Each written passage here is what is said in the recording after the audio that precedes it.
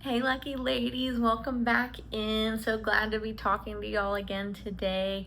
Um, Today I've been thinking a lot about how a lot of the women that I see in therapy, and honestly a lot of the women that I've met throughout life, and even a version of myself that I've been before, there was a part of me that was trying to prove that I was worth it.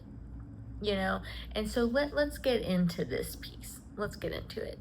How this shows up is I will see and hear of women, constantly doing all the chores, constantly doing everything, buying the man all these gifts, blah blah blah blah blah blah, and he's really not doing anything. Like there's really nothing that is matching the energy, and then all of a sudden she's resentful that he's not giving her back this same energy, when honestly the truth is he really didn't ask for it, right? And I hate to be the person to say, like, okay, he really didn't ask you to do this, but he really didn't, right? And so that lets me know too that you weren't giving to just give, right? If there is resentment after you've done something because some part of you was silently expecting to get something back, that is not giving out of love, okay? That is giving with the expectation that something is going to come back, and also this other little sneaky piece of really trying to prove that you're worthy, right? Because why else would I go to all these lengths to buy this fancy gift, do all this when I'm not getting the energy back, other than to prove that I'm worthy of it, right? And the reality is, when you meet this healthy, divine, masculine person, they don't need you to prove yourself to them. They know that your divine femininity and just balanced energy in general is worth enough. You are enough just as you are, right? Does this mean just sit on your bum, and not do anything?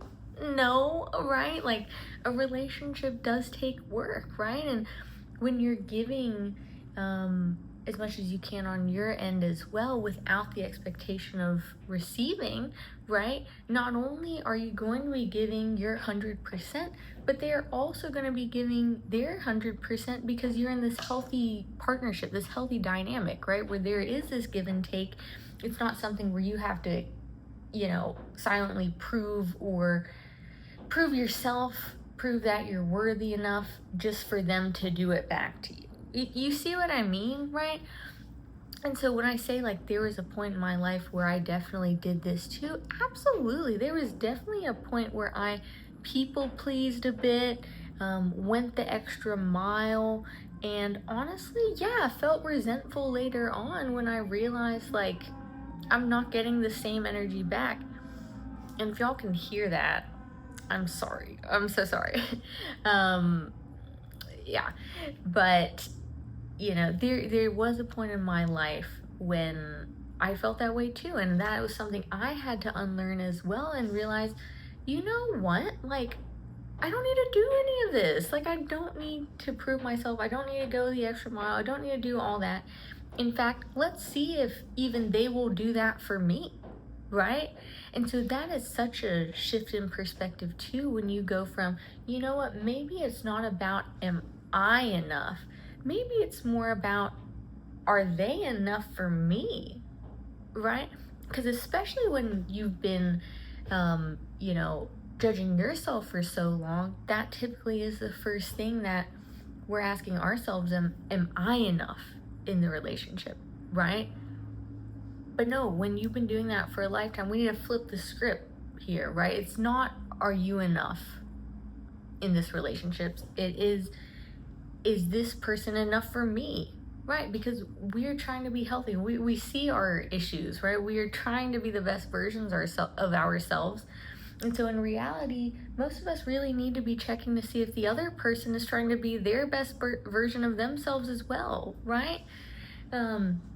So yeah, so there's this underlying, this hidden block of wanting to be chosen, and feeling like you're not worthy and not enough, right? This is so common, not just in relationships, but I see it all the time in different therapy, with different clients and therapy and coach. It's a rampant negative core belief for many people in society, right? So you're not alone in having this negative core belief of I'm not enough or I'm not worthy, right?